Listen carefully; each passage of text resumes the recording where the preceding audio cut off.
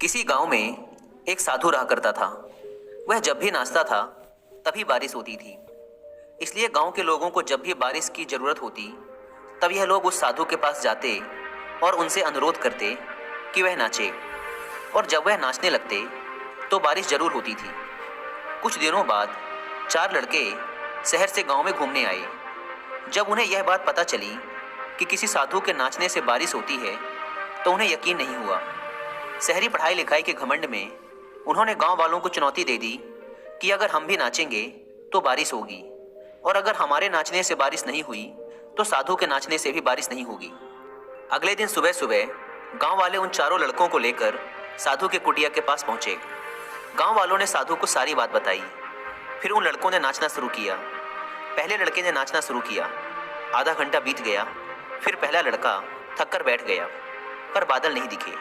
कुछ देर बाद दूसरे लड़के ने नाचना शुरू किया और 1 घंटे बीतते बीतते वह भी थक कर बैठ गया।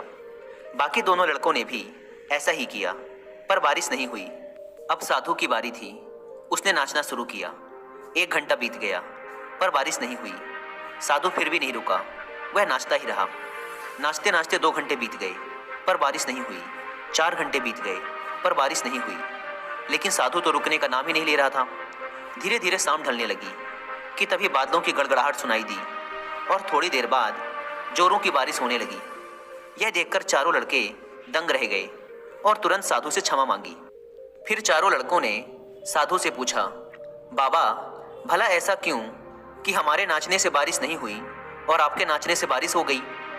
साधु ने उत्तर दिया, जब मैं नाचता हूँ तो 2 बातों का ध्यान रखता हूँ। पहली बात तो मैं यह सोचता हूँ कि अगर मैं नाचूंगा तो बारिश को होना ही पड़ेगा, और दूसरी यह कि मैं तब तक नाचूंगा जब तक कि बारिश ना हो जाए। सफलता पाने वाले में भी यही गुण विद्यमान होता है।